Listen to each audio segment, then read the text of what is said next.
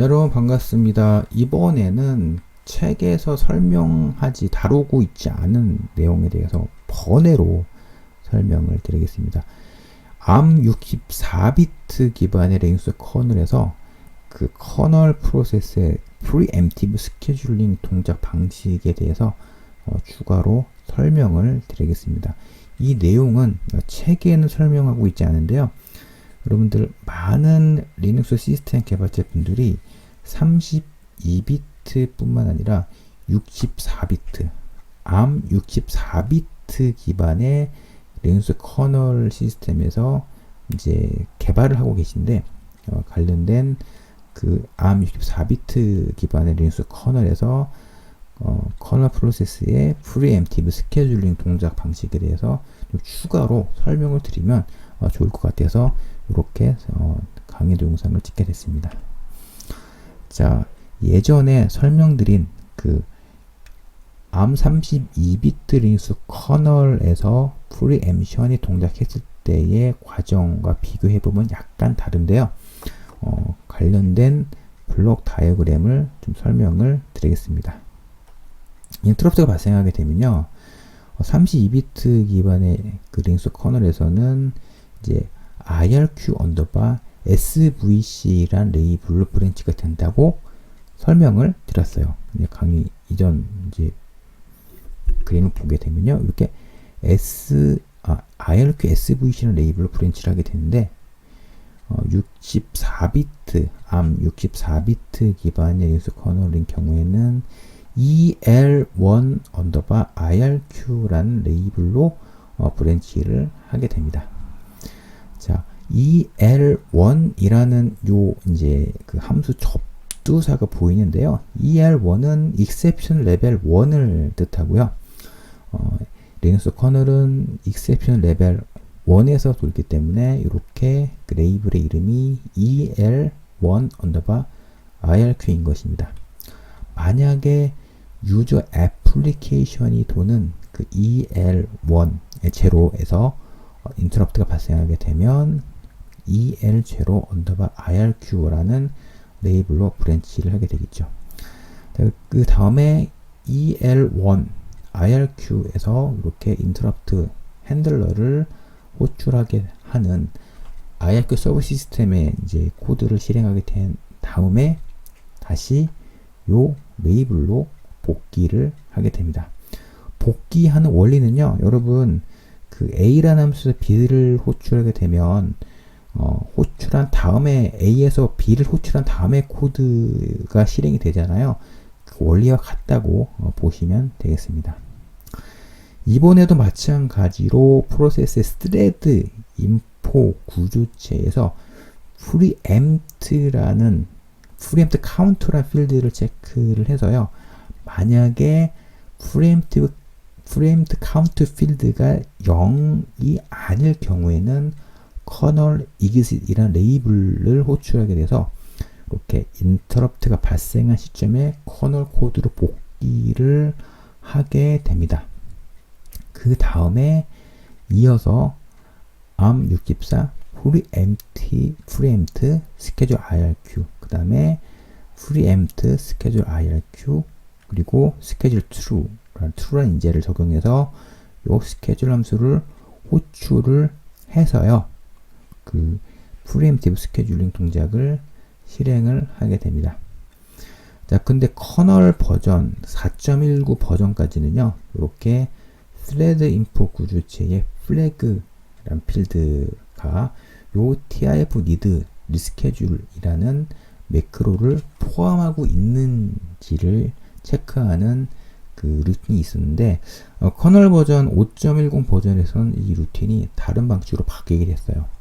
그래서 여러분이 개발하고 있는 시스템이 커널 버전 5.10 언더일 경우에는 그냥 thread input 구조체의 preempt count라는 필드가 0인지를 체크하고, 그리고 그 thread input 구조체에 이렇게 flag라는 필드가 요 매크로를 포함하는지를 체크를 해서 이 두 가지 조건을 만족하게 되면 이 함수를 호출해서 프리엠션 동작을 실행하게 된다 라고 이해하시면 좋겠습니다.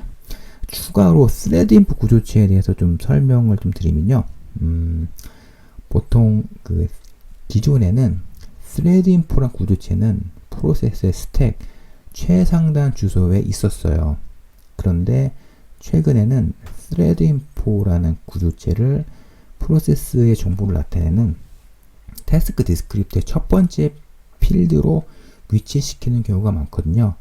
그 이유가 뭐냐면 프로세스의 스택 공간에 이제 접근을 해서 이렇게 thread info 구조체의 필드의 값을 좀 이렇게 해커들이 탈취를 하게 되면요. 그 프로세스의 태스크 디스크립트 주소를 알게 되거든요. 그래서 thread info 구조체를 태스크 디스크립터 내에 위치시키는 그런 방식으로 코드를 많이 구성하는데, 특히 64비트 기반의 ARM 아키텍처에서 구동되는 리눅스 커널에서는 thread info 구조체는 태스크 디스크립터의 첫 번째 필드로 위치시키는 경우가 많습니다. 자, 이번에는 커널 코드가 실행하는 도중에 프리엠션이 실행하는 시작점에 대해서 어셈블리 코드를 좀 보면서 설명을 드리겠습니다. 자, 요 레이블의 이름은 EL1 언더바 IRQ라는 레이블이잖아요. 그런데 이렇게 코드의 내용이 이제 되게 긴데 그 코드 중에 중요한 부분만 발췌한 것입니다. 두 번째에서 세 번째 줄 코드가 어떤 코드냐면요. 인터럽트가 발생한 그 시점에 프로세스의 레지스터 세트 정보를 프로세스 스택 공간에 푸시하는 그 동작을 수행하는 어셈블리 명령어가 좀 이 두 번째 줄과 세 번째 줄 사이에 굉장히 많이 있는데, 관련된 어셈블리 코드는 좀 이제 생략을 했습니다. 그 다음에 보시면 네 번째 줄에 요 명령어가 있는데요. 이 명령어는 이제 x1 레지스터가 담고 있는 주소로 이제 브랜치를 하게 되는 명령어인데, 이 명령어를 수행하게 되면 이제 IRQ 서브 시스템을 구성하고 있는 리눅스 커널의 함수들이 호출이 되게 됩니다. 그래서 요 네 번째 줄에서 호출이 되는 이 서브 루틴에서요, 인터럽트 핸들러 함수가 호출이 되게 되고요. 그 다음에 인터럽트 핸들러와 관련된 서브 루틴이 모두 처리가 끝낸 다음에는 요 다섯 번째 줄의 주소로 복귀를 하게 됩니다. 그 이유가 뭐냐면요. 여기 보시면 아시겠지만 이제 PLR이라는 명령어가 있잖아요. 이제 만약에 요게 LR이 없이 B만 있으면요, 요 주소로 다시 복귀를 하지 않는데, 이 명령어를 실행을 하게 되면 이제 ARM 코어는 그 X30 레지스터라고 하죠. 링크 레지스터에 복귀할 주소를 요 주소로 지정을 하게 됩니다. 자, 그래서 이제 인터럽트 핸들링을 다 마치게 되면 요 주소로 복귀를 하게 되고요. 이제 이어서 설명드릴 코드 여섯 번째 줄인데요. 여섯 번째 줄 같은 경우는 이제 LDR X24 그리고 X28 오프셋이 16인데요. 이게 어떤 동작을 뜻하면요. X28은 그 프로세스의 태스크 디스크립터의 시작 주소를 담고 있고요. 16 같은 경우는 thread info 구조체의 preempt count 필드가 위치한 그 오프셋 그 주소를 뜻해요. 그런데 그 태스크 디스크립터 태스크 언더바 스트럭이라는 구조체의 첫 번째 필드가 thread info이거든요. 그래서 X28 레지스터가 담고 있는 값은 그 thread info 구조체 시작 주소이면서도 태스크 디스크립터의 시작 주소가 되게 됩니다. 그런데 thread info 구조체를 구성하고 있는 여러 필드가 있는데, 그 중에 preempt라는 필드의 오프셋이 16이거든요. 그래서 이렇게 그 16 오프셋을 적용한 필드 값을 이렇게 x24 레지스터로 읽는 동작이 여섯 번째 줄 동작입니다. 자, 그런데 요 아홉 번째 줄 같은 경우는요, x24라 레지스터의 값이 이 그림과 같이 프리엠트 값이 0인 경우에는 요 함수를 호출하게 되는 루틴인데요. 만약에 0이 아니면 커널 exit이라는 레이블로 브랜치를 하게 됩니다. 관련된 코드가 요 코드입니다. 그래서 10번째 줄은요, arm64 언더바 preempt schedule irq 함수로 브랜치를 하게 되는 이제 요 명령어입니다. 이어서 arm64 preempt schedule irq 함수로 호출하는 요 엔트리 s entry.s 소스 파일을 보시게 되면 이제 소스 위치는 이 경로와 같고요. 관련된 코드를 이제 이 링크를 가시게 되면 이런 코드를 확인할 수가 있습니다. 그래서 preempt count 필드가 0이 아닌 경우에는 이렇게 그림과 같이 0이 아닌 경우에는 이제 인터럽트가 발생한 시점에 코드를 복귀한다는 동작이고요. 0인 경우에는 이렇게 요 arm64 preempt schedule irq라는 함수를 호출하게 된다 라고 보시면 됩니다. 자, 이어서 arm64 preempt schedule irq 함수의 구현부를 보게 되면요, 이렇게 락 def와 관련된 이런 API를 호출한 다음에 아랫부분에 보시면 preempt schedule irq라는 함수를 호출을 하게 됩니다. 이어서 preempt schedule irq라는 함수의 구현부를 보게 되면요, 코드가 굉장히 좀 복잡해 보이는데 요 버그 온 같은 경우는 이 조건을 만족할 경우에는 커널 크래시를 유발하는 목적의 코드인데요. 관련된 preempt count가 만약에 제로가 아닌 경우에 이 코드가 실행이 되면은 이제 버그 온이란 매크로를 실행해서 커널 크래시를 발생하는 그런 코드라고 보시면 됩니다. 자, 그 다음에는 요 디버깅과 관련된 그런 코드들이 있는데요. 요 두 while문 코드를 좀 집중해서 보셔야 되는데, 여기 보시면 일단 preempt를 이제 preemption과 관련된 동작을 disable 하고요.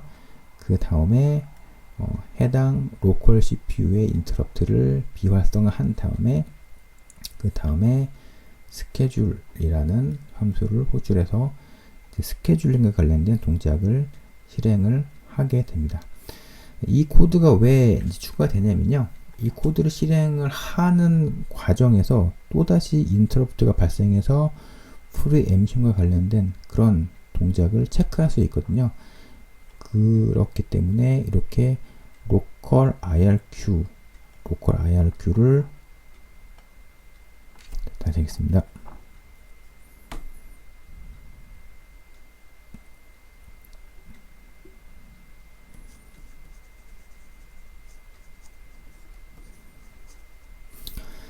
자, 이어서 preempt schedule IRQ 함수의 구현부를 보겠습니다. 이 함수의 구현부는 이 코드와 같은데요. 첫 번째는 sanity 체크와 같은 역할을 하는 요 버그한 코드를 실행해서 요 함수가 실행할 조건을 좀 체크를 하게 됩니다. 만약에 preempt count라는 요 매크로 함수가 만약에 이제 0이 아니라 이제 1 이상의 값을 리턴하게 되면 버그 온 매크로를 실행하게 돼서 커널 크래시 익셉션을 유발하게 하는 이제 코드가 실행이 되고요. 그 다음에 코드를 보시면 이제 관련된 프리엠션을 이제 잠시 비활성화하고 그리고 해당 로컬 CPU의 인터럽트를 활성화한 다음에 요 스케줄이라는 함수를 호출을 해서 이제 스케줄링 동작을 실행을 하게 되는 것입니다. 스케줄 함수를 호출하게 되면요, 현재 이 실행 중인 그 프로세스를 CPU 코어에서 빼내고 다음에 실행할 프로세스를 이제 선택한 다음에 다음에 실행할 프로세스는 보통 우선순위가 높은 프로세스가 되겠죠. 그래서 우선순위가 높은 프로세스가 ARM 코어를 점유하면서 실행을 하게 됩니다.